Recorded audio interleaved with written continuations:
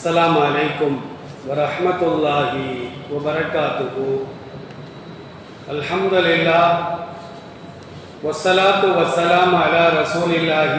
أما بعد, கணியத்திற்குரிய எல்லாம் வல்ல அல்லாஹுவின் நல்லடியார்களே, அல்லாஹுடைய மாபெரும் கிருபையினால் சங்கையான ரமலான் மாதத்தின் 7ஆம் நாள் தராவிகை தொழுகையை தொழுதுவிட்டு அல்லாஹுவிற்கு பிரியமான ஒரு இடத்திலே நாம் எல்லாம் ஒன்று கொள்ளிருக்கின்றோம். அல்லாஹ் ரப்பல் ஆலமீன் உலக பொதுமறையாம் அல்குரான் ஆகிறது அல்லாஹுடைய வேதம் தானே தவிர மனிதர்களால் எழுதப்பட்ட காவியம் அல்ல என்பதை அல்குரானிலே பல இடங்களிலே சொல்லி காட்டுகின்றார். திருக்குரானுடைய 6வது அத்தியாயம் 92வது வசனத்தை நாம் திறந்து பார்க்கின்றோம். வஹாதா கிதாபுல், இதுவாகிறது ஒரு வேதம். அன்சல்லாஹு, நாமே இந்த குரானை இறக்கி வைத்தோம். திருக்குரானை அல்லாஹ் இறக்கி வைத்ததை பற்றி கிட்டத்தட்ட 13 வசனங்கள்ல அல்லாஹ் பேசுகின்ற பொழுது நாமே இந்த வேதத்தை இறக்கி வைத்தோம், நாமே இறக்கி வைத்தோம் என்று கூறுவதன் மூலமாக இது அல்லாஹுடைய வேதம்தான் என்பது உள்ளங்கை நெல்லிக்கனியை போன்று, தெளிந்த நீரோடையை போன்று, உயரமான குன்றின் மீது ஏற்றப்பட்ட ஒரு விளக்கை போன்று தெளிவான ஒரு செய்தியாக நமக்கு வந்து கொண்டிருக்கின்றது. அல் குரானிலே 4வது அத்தியாயம் சூரத்து நிசா, அதில் 82வது வசனத்தில் அல்லாஹ் பேசுகின்ற பொழுது அஃபலா யத்ததப்பரூனல் குர்ஆன், இந்த குர்ஆனை அவர்கள் சிந்தித்து பார்க்க வேண்டாமா? வலவ் கான மின் இந்தி கைரில்லாஹி, இந்த குர்ஆன் ஆகிறது அல்லாஹி அல்லாதவர்களினால் எழுதப்பட்ட ஒரு நூலாக இருந்தால் லவஜது ஃபீஹி இஹ்திலாஃபன் கஸீரா, அந்த குர்ஆனிலே அதிகமான கருத்து வேறுபாடுகளை அவர்கள் பெற்றிருப்பார்கள். இப்ப நானும் நீங்களும் ஒரு நூல் எழுதுறோம், ஒரு 10 வருஷத்துக்கு பின்னால அதே நூலை நாம எழுதணும் அப்படின்னா அந்த நூலுக்கும் இந்த நூலுக்கும் பல வித்தியாசங்கள் இருக்கும். அதில் கூடாதுன்னு சொல்லியிருப்பேன், இந்த நூலை கூடுன்னு நான் சொல்லியிருப்பேன். அப்போ அல்லாஹ்வுடைய வேதமாக இருக்கின்ற காரணத்தினால் குர்ஆனை நாம் திறந்து பார்த்தால் கருத்துக்கள் முரண்படுகின்ற எந்த வசனங்களும் குர்ஆன்ல கிடையவே கிடையாது. அப்ப இதுவே நமக்கு ஒரு ஆதாரம், இது அல்லாஹ்வுடைய வேதம் தான் என்பதற்கு ஆதாரமாக திகழ்கிறது என்பதை அல்லாஹ் ரப்பல் ஆலமீன் அல் குர்ஆனிலே சொல்லி காட்டுகின்றார். அருமையானவர்களே, அரபுகள் என்ன செஞ்சாங்க தெரியுமா? குர்ஆன் என்பது முகம்மதால் எழுதப்பட்ட புத்தகம் தான் என்று சொன்னார்கள். பொதுவாக உலகத்தில் நாம என்ன செய்யணும் அப்படின்னா, நான் ஒரு சாதனை படைக்கன்னு வச்சுக்கிடுவோம். மறுநாளை நீங்க யாராவது ஒருத்தர் என் சாதனையை முறியடிச்சிருக்கீங்க, நான் தோற்று விடுவேன், நீங்கள் வெற்றி பெறுவீர்கள். நாளைக்கு மறுநாள் வேற ஒருத்தர் அதே சாதனையை செய்து வெற்றி பெறுவார், நீங்கள் தோற்று விடுவீர்கள். அப்ப மனிதனுடைய சாதனை என்று ஒன்று இருக்குமானால் அவனை போன்ற வேறொரு மனிதன் அந்த சாதனையை முறியடித்து விடுவார். இன்னைக்கு சாப்பாடு போட்டியில நடக்குது, ஒருத்தர் 10 இட்லி தின்றிருப்பாரு, நாளைக்கு ஒருத்தர் 20 இட்லி சாப்பிடுவார். அப்ப 10 இட்லி சாப்பிட்டவரு தோற்று விடுவார். இந்த மாதிரி மனிதனால் ஒரு சாதனை நிகழ்த்தப்பட்டால் மறுநாள் அந்த சாதனையை மற்றொருவர் முறித்து விடுவார். அல்லாஹ் ரப்பல் ஆலமீன் அரபு நாட்டு மக்களை பார்த்து கேட்கின்றான், ஃபஅது பிகிதாபின் மின் இந்தில்லாஹ், அல்லாஹ்வுடைய வேதத்தை போன்று ஒரு வேதத்தை நீங்கள் கொண்டு வாருங்கள். முகம்மது அரபி பேசக்கூடியவர், நீங்களும் அரபு மொழியிலே விற்பன்னர்கள். அரபுகள் பேசக்கூடிய அரபு மொழி இருக்குத, இப்பெல்லாம் தப்பா அரபி தான் பேசிக்கிட்டு இருக்கிறாங்க அரபிகள். ஆனால் ரசூலுல்லாஹ்வுடைய காலத்தில் இலக்கியமாக பேசுவார்கள், இலக்கணத்தோடு பேசுவார்கள். அப்படியே அவர்களுடைய அரபு மொழியை கேட்டுக்கொண்டே இருக்கலாம், அப்படி பேசுவார்கள். அப்ப அரபு மொழியில் விற்பன்னர்களாக திகழ்ந்த டாக்டர் பட்டம் பெற்ற அந்த அரபுகளை பார்த்து அல்லாஹ் சொல்லுகின்றான், உங்களை போட்டுதானே முகம்மதும் அவர் எழுதிய நூல் என்று சொல்லுகின்றீர்கள் அல்லவா? அப்ப அவரை முறியடித்து நீங்க ஒரு நூலை கொண்டு வாங்க, குரான் மாதிரி ஒரு குரானை நீங்க கொண்டு வாங்க அப்படின்னு அல்லாஹ்க்கு சவால் கேட்டார். அந்த சவாலை யாருமே எதிர்கொள்ளவில்லை. அல்லாஹ் இரண்டாவது என்ன சொன்னா அப்படின்னா, நீங்க என்ன செய்யலாம் அப்படின்னா, மனிதர்களும் ஜின்களும் ஒன்று சேர்ந்தாலும் கூட இந்த குரானை கொண்டு ஒரு குரானை கொண்டு வரவே முடியாது. ஏன்னா இது அல்லாஹ்வுடைய வார்த்தை. அல்லாஹ்வை யாராவது முறியடிக்க முடியுமா? அல்லாஹ்வை தோற்கடிக்க முடியுமா? மனிதனாக இருந்தால் தோற்கடித்து விடலாம். அல்லாஹ்வுடைய வேதமாக இருக்கின்ற காரணத்தினால் மனிதர்களும் மனிதர்களை விட ஆற்றல் மிக்க ஜின்கள், ஜின்களுக்கு அல்லாஹ் நம்மை விட ஆற்றலை வழங்கியிருக்கின்றார். கண்மூடி திறப்பதற்குள்ள லட்சக்கணக்கான மைல்கள் அவர்கள் சென்று விடுவார்கள். அந்த ஆற்றலை ஜின்களுக்கு அல்லாஹ் வழங்கியிருக்கின்றார்.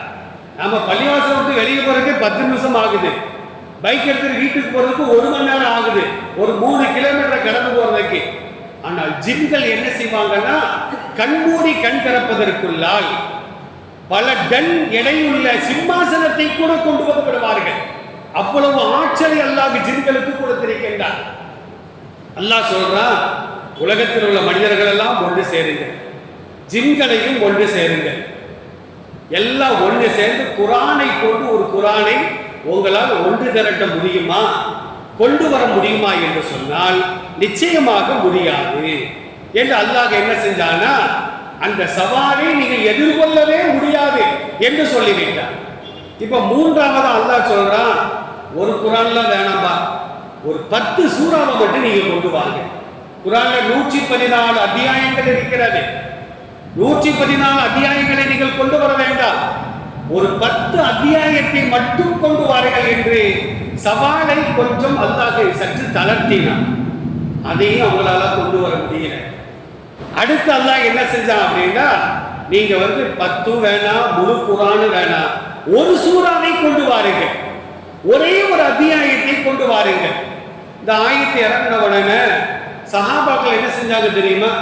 காபத்துல்லாவுடைய சுவர்ல குரான்ல இருக்கின்ற சின்ன சூரா, சூரத்துல் கௌசர், இன்னா அஅதைனாக்கல் கௌசர் ஃபஸல்லி லிரப்பிக வன்ஹர் இன்ன ஷானியக ஹுவல் அபுத்தர் அப்படிங்கிற சூறாவை என்ன செஞ்சாங்கன்னா, சஹாபாக்கள் ஒரு போர்டுல எழுதி இந்த மாதிரி ஒரு சூறாவை நீங்க கொண்டு வாருங்க அப்படின்னு எழுதி போட்டாங்க. அந்த சூறால அல்லாஹ் என்ன சொல்றான் தெரியுமா? நபியே, உமக்கு கௌசர் என்னும் தடாகத்தை நாம் கொடுத்தோம். கௌசர் தடாகம் எங்கே இருக்கிறது? உலகத்தில் இல்ல, மறுமையில தான் இருக்கும். ஒரு பெரிய நீர் தடாகம். நபி ஸல்லல்லாஹு அலைஹி வஸல்லம் கூட அதனுடைய நீளத்தை அகலத்தை ஹதீஸுகள்ல தெளிவாக சொல்லி காட்டுவார்கள். அந்த தடாகத்தில் உள்ள நீர் இருக்குத, பாலை விட வெண்மையானது, தேனை விட ருசியானது, பனிக்கட்டியை விட குளிர்ச்சியானது. அந்த தடாகத்தை சுற்றிலும் சின்ன சின்ன குவளைகளை அல்லாஹ் வைத்திருப்பார். அந்த குவளைகளை பற்றி பெருமானார் சொல்லும் பொழுது வானத்தின் நட்சத்திரங்களை போன்று என்று சொல்வார்கள். வானத்தின் நட்சத்திரங்களை போன்று என்று சொன்னால் அது 2 வகையான கருத்துக்கள் சொல்லப்படுகிறது. வானத்தில் உள்ள நட்சத்திரங்களை யாராவது எண்ண முடியுமா? எண்ணவே முடியாது. அந்த மாதிரி அந்த குவளைகளை எண்ணவே முடியாது. அத்தனை குவளைகள் அங்கே வைக்கப்பட்டிருக்கும். 2வது கருத்து என்ன அப்படின்னா, வானத்தின் நட்சத்திரங்கள் மின்னிக்கொண்டே இருக்கும், அதுபோன்று இந்த குவளைகளும் மின்னிக்கொண்டே இருக்கும். மறுமை நாள் ஆக்கிரத்தில் இப்ப 15 கோடி கிலோமீட்டருக்கு அப்பால் இருக்கிறது சூரியன். அந்த வெப்பத்தையே நம்மால் தாங்க முடியவில்லை.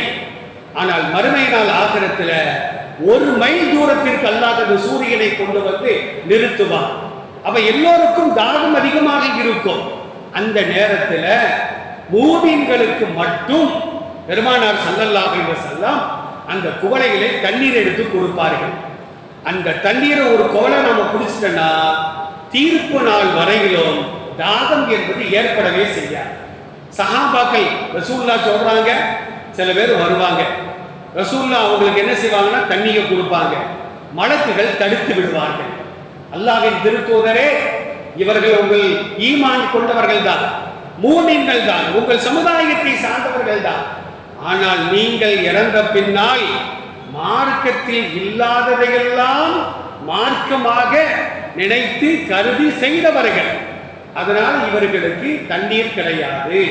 பெருமானாரை பார்த்து மலக்குகள் சொல்லி காட்டுவார், அந்த கௌசரை நபியே உங்களுக்கு இறைவன் கொடுத்தான். குர்ஆன்ல சின்ன சூரா மீம் அப்படிங்கிற எழுத்தே அந்த சூறால கிடையாது. மற்ற எல்லா சூறாக்களையும் மீம் அப்படிங்கிற எழுத்து கட்டாயமாக வரும். இந்த சூரத்தில் பார்த்தீங்க அல்ஹம்து சொல்றோம், அலிஃபு லாம் ஹே மீம், மீம் வந்து விட்டது. எல்லா சூறாக்களிலும் மீம் இருக்கும். ஆனா இன்னா அழ்த்தைனா கல் கௌசர் அப்படிங்கிற சூறால மட்டும் மீம் என்கிற எழுத்து கிடையவே கிடையாது. சஹாபாக்கள் என்ன செஞ்சாங்கன்னா அந்த சூறாவை எழுதி போட்டு, நீங்க பெரிய பெரிய சூறாக்களை எல்லாம் கொண்டு வர வேண்டாம், சின்ன சூறா மாதிரி ஒரு சூறாவை நீங்க கொண்டு வாங்க, அரபில தான் நீங்க விற்பனர்களாக இருக்கின்றீர்களே என்று சொல்லும் பொழுது அரபுகள் தோல்வியை ஒத்துக்கொண்டு என்ன எழுதி வச்சாங்க தெரியுமா? மாகாதா கவுலுல் பஷர், இது மனித வாக்கியம் அல்ல. இத்தனை நாளா முகமதுடைய வாக்கியம் வாக்கியம் என்று சொன்னவர்கள் இப்ப தோல்வியை ஒப்புக்கொண்டு என்ன செஞ்சாங்கன்னா மாகாதா கவுலுல் பஷர், இது மனிதனுடைய வார்த்தை அல்ல, இது இறைவனுடைய வார்த்தை என்று தங்கள் தோல்வியை ஒத்துக்கொண்டதாக சரித்திரங்கள் சொல்லி காட்டும். இன்னொரு காலகட்டத்தில் சூரத்துல் காரியா, அல் காரிஅத்து மல் காரியா வமா அத்ராக மல் காரியா, மறுமை நாள் ஆகிரத்தை பற்றி அல்லாஹ் என்ற வசனத்தில் அந்த சூறாவிலே சொல்லி காட்டுவார். இந்த மாதிரி ஒரு சூறாவை நீங்கள் கொண்டு வாருங்கள். காரியான என்ன தெரியுமா? பயங்கரமான சப்தம். இஸ்ராஃபீல் அலைஹிஸ்ஸலாம் படைக்கப்பட்ட நாளில் இருந்து கையில சங்க வச்சுக்கிட்டே இருக்காரு, ஊதுகுழலை வைத்துக் கொண்டே இருக்கின்றார். அல்லாஹ் என்னைக்கு ஊத சொல்றாரோ அவர் ஊதினார். ஊதுனா உலகம் முழுக்க ஒரே மாதிரியாக சப்தம் கேட்கும். அந்த சப்தத்துல இறையில்லமாம் திரு காபா உள்பட எல்லா கட்டிடங்களும் தரைமட்டமாக ஆகிவிடும், எல்லோரும் இறந்து விடுவோம். மறுபடி சில ஆண்டுகளுக்கு பின்னால் மறுபடியும் அல்லாஹ் ஊதும்படி சொல்லுவார், மறுபடியும் எடுத்து ஊதுவார். அது வரைக்கும் யார் யார் இறந்து எந்தெந்த இடங்களில் அடக்கம் செய்யப்பட்டார்களோ அந்தந்த இடங்களிலிருந்து வெளியே உயிர் பெற்று வருவார்கள். நான் தான் முதலாக என்னுடைய கபூர் தான் பிளக்கும், ரசூலுல்லாஹ் சொல்றாங்க, என்னுடைய கபூர் தான் பிளக்கும், நான் முதலாக எழுந்து நிற்பேன் என்று நபிகள் நாயகம் ஸல்லல்லாஹு அலைஹி வஸல்லம் சொல்லி காட்டுவார்கள். அப்ப அந்த சப்தத்தை இதுவரைக்கும் யாருமே கேட்டதில்லை. சைக்கிள்ல பைக்ல போறவங்க ஆறு அடிச்சாலே சவ்வு கிழிஞ்சிருது. அப்ப அந்த சத்தம் எப்படி இருக்கும்? இதுவரைக்கும் யாரும் அதை கேட்டதில்லை. அந்த மாதிரி செய்திகளை தான் அல்காரியத்தும் அல்காரியால அல்லாஹ் சொல்றான். ஆனா இந்த அரபுகள் என்ன செஞ்சாங்க தெரியுமா? தோல்வியை ஒத்துக்கொள்ள மனம் இல்லாம அல்காரியத்தும் அல்காரியா மாதிரி ஒரு சூறாவை கொண்டு வந்தாங்க. என்ன சூறா தெரியுமா? அல்ஃபீலு மல்ஃபீலு வமா அத்ராக மல்ஃபீலு, யானை. யானை வரைக்கும் பார்க்க பாருங்க யாரும். அரபு நாட்டில் யானைகள் அதிகம். ஒவ்வொரு நாளும் பார்த்து கொண்டிருக்கின்ற யானை. யானை என்றால் என்ன? யானை என்று உனக்கு அறிவித்தது யார்? அதற்கு நீளமான தும்பிக்கை இருக்கும், தெரியாதவர்களுக்கு பெரிய வயிறு இருக்கும், ஒரு பெரிய 4 கால் இருக்கும், பெரிய வால் இருக்கும், சொலவு மாதிரி காது இருக்கும். இந்த மாதிரி ஒரு சூறாவை என்ன செய்யறாங்கன்னா அரபிகள் எழுதி வைத்து தங்களுடைய தோல்வியை ஒத்துக்கொண்டார்கள் என்பதாக சரித்திரங்கள் நமக்கு தெளிவாக சொல்லியிருக்கிறார்கள். நபிகள் நாயகம் ஸல்லல்லாஹு அலைஹி வஸல்லம் அவர்களுக்கு அல்லாஹ் இறக்கி வைத்த வேதத்தை போன்றோ ஒரு வார்த்தையை போன்றோ ஒரு ஆயத்தை போன்றோ எவனாலும் கொண்டு வரவே முடியாது. நரகத்தை பற்றி அல்லாஹ் திருக்குறான்ல பெரியது என்பதற்கு எப்படி இலக்கியமா சொல்றான் தெரியுமா? அரபுகள்கிட்ட ஒரு போட்டி வச்சாங்களாம், நரகம் பெருசு அப்படின்னு நீங்க ஒரு வார்த்தையில சொல்லணும். அல் ஜஹீமு கபீரத்தோல், ஜஹீம்னா நரகம், கபீரத்துனா பெருசு. இல்லை, இது சரியான வார்த்தை இல்லை. இன்னும் சில பேர் கொண்டு வந்தாங்க, அல் ஜஹீமு வாசியத்தோல், நரகம் விசாலமானது. இதுவும் சரியில்லை. ஆனா அல்லாஹ் என்ன சொல்றான் தெரியுமா? மறுமை நாள் ஆகிரத்துல சொர்க்கத்திற்கு அனுப்புபவர்களை சொர்க்கத்திற்கு அனுப்பிவிட்டு நரகத்திற்கு அனுப்புபவர்களை நரகத்திற்கு அனுப்பிவிட்டு, நரகத்தை பார்த்து அல்லாஹ் கேட்பானா, ஹலீம் தனத்தி, உனக்கு வயிறு நிரம்பிட்டா? நம்மள சில பேர் சாப்பிட்டு இருப்பாங்க, வயிறு நிரம்பிட்டா அவர் ஆமா இல்லைன்னு சொல்ல மாட்டாரு, இன்னும் 10 இட்லி இருக்கான்னு கேட்பாரு. அப்பனா வயிற்றுல இடம் இருக்குன்னு அர்த்தம். எவ்வளவு சாப்பிட்டாலும் இன்னும் இருக்கா இன்னும் இருக்கா. அந்த மாதிரி அல்லாஹ் என்ன செய்வான் அப்படின்னா யௌம நகூலு லி ஜஹன்னம், நரகத்தை பார்த்து நாம் கேட்போம், ஹலிம் தலஅதி, நரகம் என்பது பெண்பால் வார்த்தை. அதை இன்தலஅதி, இந்த அரபு இலக்கணம் தெரிஞ்சவங்களுக்கு அது தெரியும். இன்தலஅத்தனா அது ஆண்பாலை குறிக்கும், இன்தலஅதி அப்படின்ற பெண்பாலை குறிக்கும்.